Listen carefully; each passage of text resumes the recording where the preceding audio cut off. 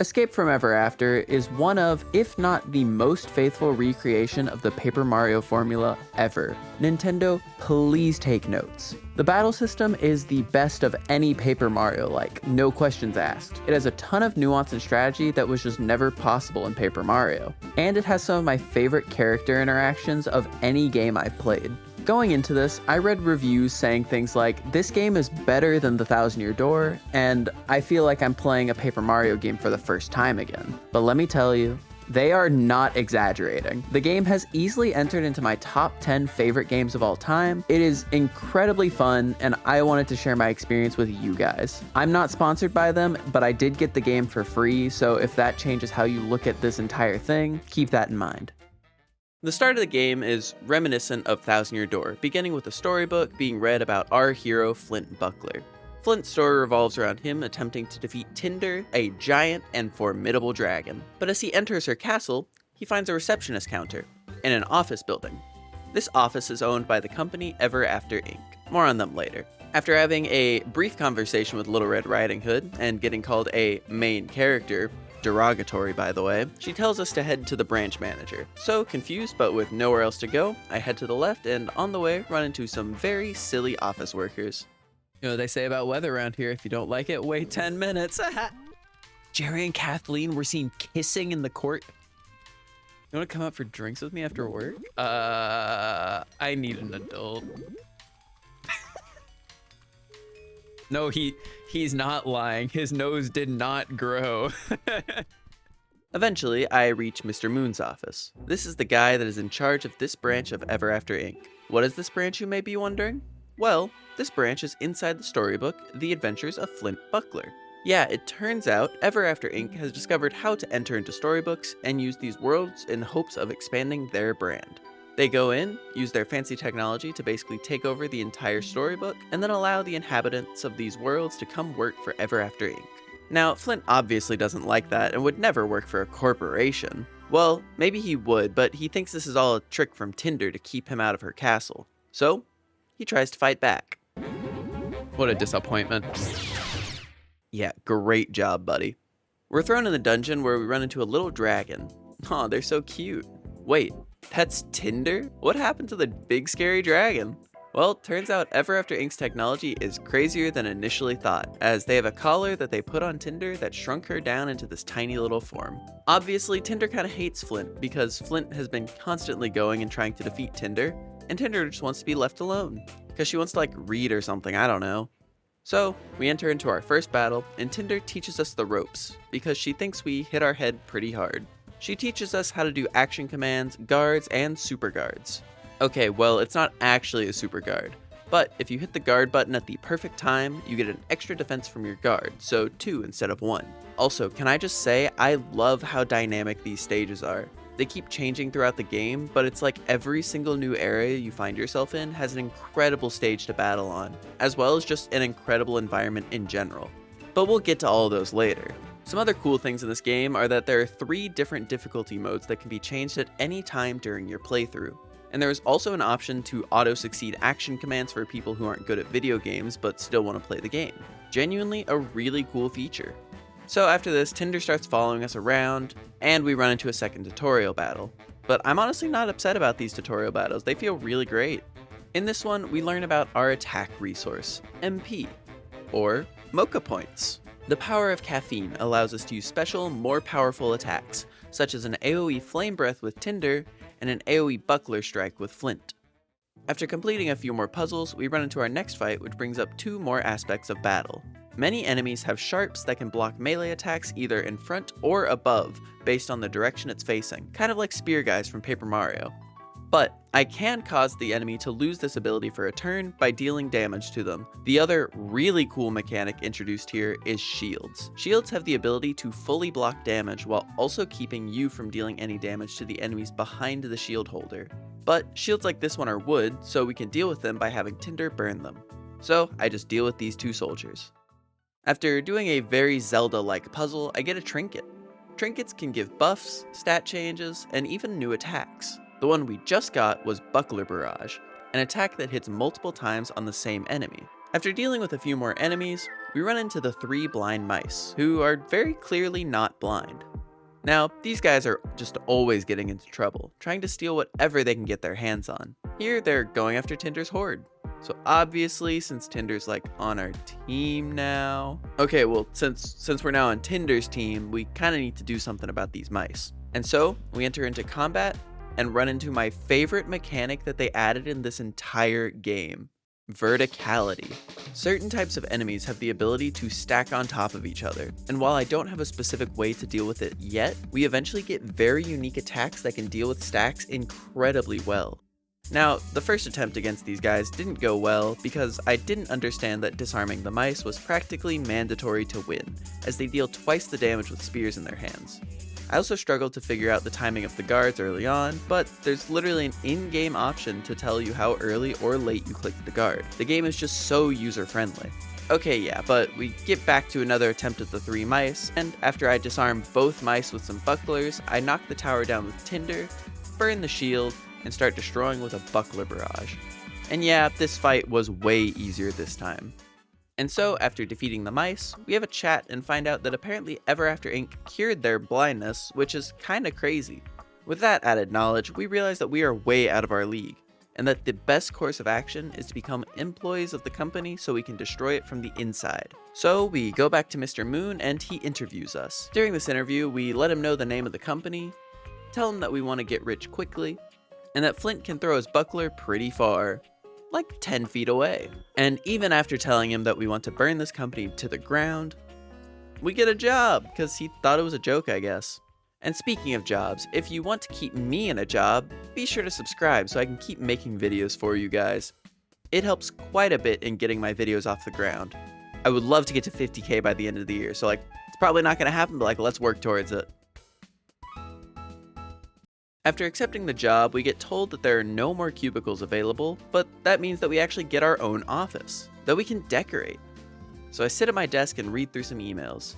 Now I will be 100% honest. I'm skipping over a lot of character interactions here and there because I realized that this video for chapter 1 of the game would end up being 2 hours if I left each interaction in the video that I thought was funny. So if you want to see all the funny stuff that this game has to offer that I don't talk about in this video, you can either go watch my stream VODs right here on my channel, or just go buy the game yourself. I highly recommend it. Oh yeah, and speaking of character interactions, this guy right here is my favorite. He's one of those boomer type guys who doesn't really get technology, and while he's silly now, he says my favorite line in the game in a little bit. Mother Goose wants us to light all the torches in the office to improve her mental health, as she read that light is good for that in an online article. We get pity party from doing this, and I mean, you can guess what that does. Pinocchio was super upset about the party committee not setting up a party for him. Apparently he's just that unlikable that the committee related to making parties for all of the co-workers doesn't want to do it. So we have to do it ourselves. Oh yeah, and there's costumes. This game has costumes, clothes, hats. That's it. But clothes and hats. We also find the occasional sun gem, which can be used to get cool trinkets and upgrades at the Cheshire Cats. Or I guess just the one, I think it's only one Cheshire Cat. And now we can go start our job training. In this final tutorial battle, we unlock the ability to use synergy attacks. Flint's synergy attack is kinda bad all things considered, but Tinder's is easily the best. It's this game's Earth Tremor, but with a much more fun action command. Oh yeah, and the dummy we're fighting right here is actually the very first iteration of Flint Buckler's design. I love that they kept it in the game. The other really cool thing that we find over here is that you can upgrade attacks. Every single attack or attack trinket that costs MP to use can be upgraded into a more powerful version, either doing more damage or getting a new effect. For example, I upgrade Tinder's AoE attack, Flaming Fury, to be able to hit 3 enemies as opposed to the 2 that it could hit earlier. My favorite thing about these upgrades is that it requires the collectible ink bottles, and since we're in a book, using ink bottles insinuates that we are literally rewriting our attacks with the ink. Nothing else is happening over here, so let's go ahead and head to our first chapter of the game. Mr. Moon gives us the storybook of the 3 little pigs and asks us to go help them make some kind of deal with the wolves in the book. So we use the fancy telepager to go into the world of the 3 little pigs. Chapter 1 is very Paper Mario-like, as it puts us in a cutesy foresty area. This does not stay consistent, however. One of the cool things about the enemies in this game is that many of their species have been seen as employees in the Ever After Inc. headquarters. So these ones who are not employees probably just don't really like the employees and lash out at them. In battles, I always make sure to research each new enemy, as I want to see their health bars and know stuff about them. This research can be done by any team member, so you don't have to have a specific partner out to do it, which is just so nice. Something I mentioned in passing before was the ability to disarm enemies. Some enemies have weapons or sharp parts on them that tend to point down at our party. This makes it where members who go right up in the face of the enemy to attack, like Tinder, take damage before they actually are able to deal damage, making it impossible for them to do anything. This is fixed by having Flint attack first though, as he disarms them and makes their sharp point upwards instead. After continuing forward for a bit, we run into the three pigs. Officer Bohr is obsessed with straw, which obviously makes sense, that's how the story goes. But he also figured out how to fireproof the straw. Once we are inside the construction area, we have a chat with Wolfgang to try to convince him to allow us to bulldoze his village. You know, just corporate things. Hey friends, my name's Wolfgang, renowned musician of the woods and current representative of my fellow townsfolk. It's so nice of you to come all the way out here, but the thing is, our happy little village is perfect the way it is. Just a personal preference though, no judgment towards you folks who like things, well, a little browner. Have you considered the incredible offer you'd be getting? 5% off on all rent once the apartments are finished? That's a really kind offer and I appreciate it, but we're happy in our humble little homes right now. Look, I'm a fairy tale character too, and I understand what it feels like to have your life upended by this new way of doing things. Sure, you could drag your feet and resist. I could? No, what I'm saying is that you could risk your homes and possibly even your lives by standing up to these pigs, but you know what? I think you're right. I can do these things. Anything is possible. I wasn't totally confident, but you've really shown me the value of standing up for myself. So after all that, they kick us out, and Wolfgang seems like he really wants to help our cause. So Wolfgang is in our party now, and he is so good. He lets us Ocarina of Time. We can play specific songs to do specific things, but our only thing that we can do right now is play the Sprout Serenade to grow saplings into their fully grown forms. And now that we have a new partner, I can show you one of the greatest things about this game. You can swap partners for free on turn 1. Oh my gosh.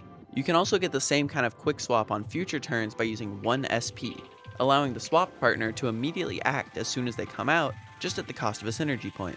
Okay, but not only that, you're not ready for this.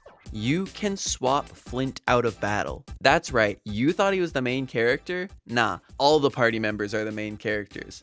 All of them can be used interchangeably in battle, meaning you can mix and match the strengths and weaknesses of every single character you get on your team. Like imagine if you could have both Vivian and Flurry out at the same time. It's just so peak.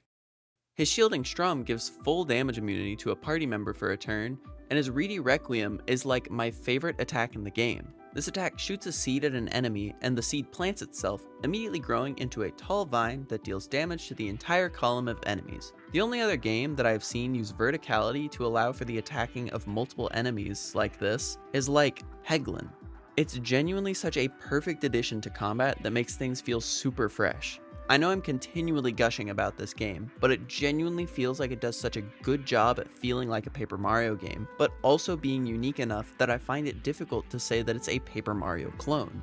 It is truly just its own game. The thing I love about combat in this game is just how much you have to think about your turn order and the directionality of enemies. Like, is there a shield? Use Tinder to burn it, or Wolfgang to knock the enemy to the back where the shield is less of an issue. If there's a sharp, use Flint to disarm the enemy. If there is a row with no shields, use Tinder's Flaming Fury, and if they are stacked up, use Wolfgang's Reedy Requiem. It's the most dynamic combat system that I could reasonably see coming from an action commands based system, and I haven't even seen all the cool late game partners, enemies, and bosses. I'm so excited about those. Anyway, we solve a few puzzles, grab a few items, and reach the Happy Howl Hollow, the home of Wolfgang. The three pigs are threatening that they will bulldoze the entire village by tomorrow without the wolf's permission, so we gotta figure out how to get back into the construction site and stop them. In our search for possible answers again, we run into the three not blind mice. The youngest of them, Scratch, got stuck on the windmill, and in exchange for some possible answers, Nickel and Penny asked if we can help Scratch down. We do need a key into this windmill as the wolf outside lost it, but before finding out where this key is, I take a trip back to Ever After Inc. to get some more things done. This game has a lot of little side quests that basically all tie into each other in a really nice way. Such as this random lady who refuses to speak to a bumpkin like me, unless I have like a cool outfit to show how classy I am. She gives me a sun gem, and let me just say, the collectibles in this game are so well hidden, but they almost all feel super fair. Like this one behind the staircase in the lobby, which wouldn't be able to be seen in any way, but they always show the outline of the collectible behind walls as soon as Flint goes out of view. As we unlock new partners, we also unlock a bunch of new areas in the hub world, and it's so fun to find the new places, such as growing this plant to reach a new place that doesn't really have anything for us right now except for an ink bottle. Oh, and speaking of an ink bottle, I can use it to upgrade Wolfgang's Reedy Requiem to now poison enemies. Poison works a little bit different in this game, as instead of basically just being a burn, it instead lowers the enemy's defense by 1 for its duration. We take a pit stop to throw Pinocchio a birthday party, and he gives us another sun gem and Winged Smackdown, a new attack for Tinder in which she flies up and crashes down on an enemy. Oh yeah, and we go back to the old Minotaur man. And apparently his computer won't turn on, and he's blaming us? What? All I told him to do was turn it off and back on. That should fix it. He had given us a sun gem earlier for helping him fix his computer, which apparently we didn't, and because of that, he takes the sun gem back that he had given us, as he doesn't believe giving participation trophies to our generation. Speaking of our generation, he called IT and they said something about him needing a new hard drive, because his was too soft or something. Like my generation. Guys, that was my favorite joke. That was the age rating joke in Color Splash. Oh my gosh, so funny. The key to the windmill was lost in the town garden, and after a bit of me being a little lost, I realized that I need to use Wolfgang's Sprouting Serenade to make all of the plants grow. Some of the plants turn hostile, however, and I gotta take them out to find the key. And I gotta be honest, these fights are already getting difficult. Each of the carrots have 3 health, 3 attack, and 1 defense, while the tomatoes have 2 attack, 2 HP, and are flying. But I am able to slowly deal with a few of them with a combination of Tinder and Flint. And then I notice one of the most subtle, but coolest battle mechanics in the entire game. When you throw Flint's buckler at an enemy that is behind an enemy that is on fire, the buckler will ignite as it passes through the burning enemy, and will then burn the enemy that you are attacking. This doesn't help too much, but this has a lot of potential for challenge runs and being able to make very small optimizations to your damage. It's such a small attention to detail that is incredibly cool. Anyway, I defeat the vegetables, grab the key, and save Scratch. With Scratch returned, the mice tell me all about a secret in the sacred forest that has the power to control the wind, and so we head towards the forest. On the way, we run into a bridge troll that requires a toll to be paid for us to pass. But we can't be paying that. He wants all of our money. So, time for a fight. And apparently he gets to go first? What? He has a triple stack of purple gnomes on his team, which have 5 HP, and one has a metal shield, which can't be burned by Tinder. But with my newly upgraded Reedy Requiem, I can poison them, meaning that after I hit them once with 2 damage each, they will all be poisoned and take 1 extra damage on their next turn, meaning I can 2-shot them. Well, that would have been the case if I didn't miss the action command for it. Sorry, the game accidentally gaslit me into thinking the action command only asked for you to input up, because that was the only input I had seen in the 3 or 4 battles I had done with Wolfgang at that point. So, I wasn't able to kill them in 2 turns. So what? Actually, disregard everything I just said. It was totally on purpose so that I could show off Trollbert's attacks. Because if there are still gnomes, Trollbert picks them up to use them as projectile weapons, and they do a lot of damage. But after surviving a few hits, I'm able to take out the other gnomes by hitting the top one with the seed from Reedy Requiem, and then the vine does the rest. And by himself, Trollbert isn't as scary. He does have 1 defense, but with my ability to poison him, I can remove that issue and slowly deal with him using a combination of Wolfgang's Cacophonous Chord and Tinder's Flame Breath. And we get a lot of experience from that fight.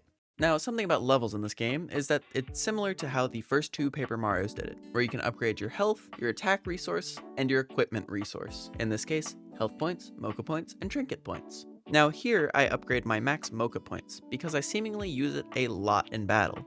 But you may notice how small the amount of trinket points I'm gaining each level is. I mean, 1 trinket point for a whole level? In Paper Mario, you get 3. How is that fair? Well, so you know how in Thousand Year Door, Mario has a bunch of badges that give him a buff, and then there are a bunch of badges that affect every one of your partners? Because Mario's the main character, and all the side characters have to share. Well, do you remember how earlier I mentioned that Flint isn't really the main character? And that all members of the party are kind of main characters? Well, that actually shows itself in the trinket selection, as every single party member has their own trinket points to use and can equip their own trinkets. The trinket point per level is only 1 because of this, as each member has their own amount of TP available to them, meaning that at the moment we are technically actually getting 3 trinket points per level. And as we add more party members, we will get even more per level. Seriously, such a cool idea. Anyway, we catch up to the mice and I wonder, how did they get past the troll? Oh, they paid the toll. Yeah, I guess that makes sense. Oh, we just beat up the owner of a small business? In this economy? Oops. Well, anyway, into the forest.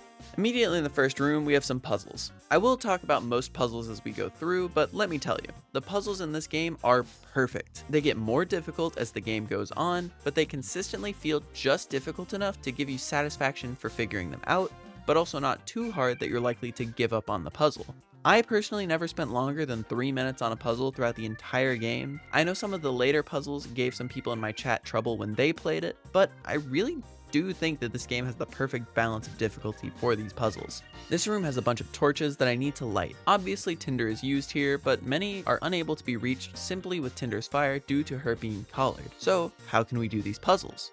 Well, you remember how Flint's buckler can catch fire in battle? Well, it can actually also catch fire outside of battle. So we need to use a bunch of these bomb flowers around to have timed appearances of fire in the correct spots so that Flint can throw his buckler through the fire and light the torches. The other ones here involve growing these lily pads with Wolfgang's songs, which is just another use of his abilities. Once we enter the next room, some lights appear and light up in a color on these pedestals. And this is the beginning of one of my favorite types of puzzles in the game.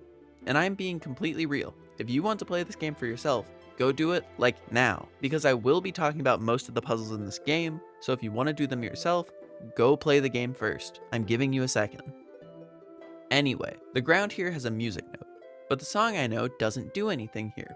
That's when I realized that each note has a color associated with it, and that's what the 3 colored orbs are representing. So I play the 3 notes and learn the Jubilant Forest song.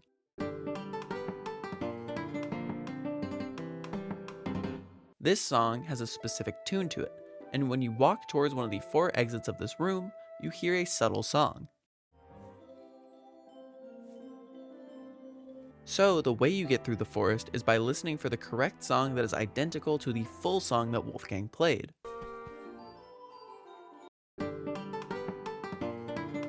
This was genuinely so cool when I went through it, and I was out here singing the song to myself to make sure I kept it in my head. I really like the puzzles in the next few sections, as you have to grow these apples, and then use Flint's buckler to maneuver them through the river to get them into the right location for them to make bridges and stuff. After doing this, I get another orb and learn a new version of the song to listen for. And we have another one of those apple puzzles. After some more forest traversal, we find another telepager next to a little cabin. In this cabin, we find ourselves a wolf that has the ability to swap our stats around however we like. I'ma be real, I never used this guy. I kinda forgot he existed after my first stream. But like, feel free to use him if you want. It just costs 75 of your wages, which is like really steep in this game. I'ma be 100% honest. After leaving the hut, we find an ancient tree that the 3 mice wanted to find and chop down to get rich. They definitely cannot do it though. This tree is like super thick. Also, Nickel must be friends with that Minotaur from earlier because he too thinks this generation is too soft. After going a bit to the right, we cross a gap and the platform we crossed lights on fire, trapping us on the other side. But we have one final set of those glowing orbs over here, and after playing the tune, we unlock the ability to create large gusts of wind using the Blustery Ballad. This is both useful in the overworld, but can also be used in battle similarly to Flurry's Gale Force. Before heading out, Nickel gives us a construction outfit, and I go upgrade a few more of my attacks. After a few more battles, we get back to the Straw Gate, and Wolfgang uses his new song to blow the house down. This allows us into the construction site where we find some new enemies. And let me say, I both love and hate these robo-pigs. Because on the one hand, what do you mean you just have an attack that just lasers down our party? That's so cool. But on the other hand, I hate this saw blade. I don't think I amazing guarded it a single time through the playthrough, and I struggled to regular guard it. They also sometimes have these beacons with them that charge them up, making them completely invincible while they are alive, meaning you must defeat the beacons before you can defeat the pigs. The puzzles in this area use our new wind ability to its maximum, and eventually, we reach a group of unicorn workers that are not happy with their conditions and would like some higher wages, i.e. they are striking. You could call them unicorns. They ask for my help, and I have to say, the secondary options in this game are hysterical. Like, I almost always hit the first option out of habit, but what do you mean I can just tell these unicorns that I don't support the use of unions? I can truly be a corporate shill to Ever After Inc. throughout this entire game. It's great. But yeah, after a bit more traversal, we find the pig's stick house and blow it away. Then they run away and break the elevator behind them. But they drop an elevator key that we can use to go up a different elevator. While up here, we have a little heart-to-heart with Tinder. Apparently she's scared of heights now that she can't really fly because of her small wings. She makes sure to let us know that we need to be super careful not to let her fall off the edge of the building. Because I would never do that. Oh hey, she got back up on her own. We just have to throw her into the deep end, you know? She figured it out. After a few more battles, we get to the crane and lift up that crate. This allows the unicorns to go and repair the elevator that the pigs broke. On the way, we level up one more time and go for some more trinket points. Then, we head up the elevator and find the 3 pigs in their perfectly normal looking house. Nothing suspicious whatsoever. Just Officer Boar, Pudge, and Sir Porkington III in his weird little cockpit looking section of the house. Anyway, let's blow the house down. What? I can't believe that didn't work. Wolfgang couldn't blow down the brick house? I never would have guessed. Wait, the house is a mech? Oh my gosh. As our first boss, I need to take these guys seriously. After researching the mech, I find out that by defeating each of the Porkington brothers, I removed those arms from the mech. And honestly, if I was better at the game, I wouldn't have even had to worry about them because they were weak enough that I could just guard them. The mech itself is the scariest part, as he can jump up and deal 5 damage to someone on my team. Porkington also has the ability to summon a swarm of mecha pigs to attack us, but they're decently easy to guard. After defeating the 2 brothers, I realize I have an insane combo available to me. I upgraded Flint's buckler barrage earlier to make it hit 1 extra time, so it does 5 hits for 1 damage each. But after landing a poison status with Wolfgang, each hit does 1 more damage, meaning I can do 10 damage with a single attack. Yeah. Poison makes defense go into the negatives, so the mech very easily goes down after a Reedy Requiem and 2 buckler barrages. But there's a phase 2. I'll drag you down with me if it's the last thing I do. This phase has each pig separate and ready to attack. Pudge throws bombs, Boar uses his baton, and Porkington uses a variety of tech-based attacks. This phase 2 is genuinely scary. Turn 1, I block Pudge, Boar hits Wolfgang, and Porkington sets up a crate over my front member's head and gives himself a beacon for invulnerability. After a turn of swapping around my party members, I deal with some more attacks, and Porkington drops the crate on top of Tinder's head and also punches her a few times. But it's not too strong of an attack. I use Tinder to hit the front 2 with flames and then break the shield on the beacon. And then I use that cool fire spread mechanic to hit all of them with a buckler multi-bash to spread that burn onto Porkington as well. On the next turn, I hit them with Tinder's Blazing Whirlwind, the objectively best damaging synergy attack of them all. Because of what it does, but also because I just love its action command. Something else really cool about these synergy attacks is that they actually scale based on how many team members you have accrued, meaning that this attack can do 4 damage to all enemies when before it just did 3. With it, I defeat Pudge, leaving Boar and Porkington low. But at this point, I am pretty low on health myself. However, I have a convenient firebomb that I use to kill Boar, the new beacon, and damage Porkington just a bit more, allowing Tinder to finish him off. After finishing the chapter, we can really show that our synergy as a team is better, and we gain a 3rd max synergy point to our name. Now, before heading out of the book, I help the wolves turn on their windmill again and get an attack boost as a reward. As I said before, each individual character gets less BP in this game compared to the traditional Paper Mario games, meaning that I have to spread out a lot of my badges across each character, and the more expensive badges, such as an attack boost, take up a lot more real estate than they would if the characters were given 3 times the BP. Now at this point, I don't really have anything else for this video because I honestly don't know how this video is going to do. But if you liked the video, please like and comment so I can know whether or not I should continue this series or if it's just going to crash and burn. Because I think this game is genuinely incredible, but I don't know how it's going to do on YouTube. So just let me know what you think. But seriously, go play this game. Not sponsored. Like, it's just that good of a game. And if you like Paper Mario, you're gonna love this game. But there are about 4 more chapters after this, so if you like what you've seen, definitely go check out the game. I couldn't recommend it more.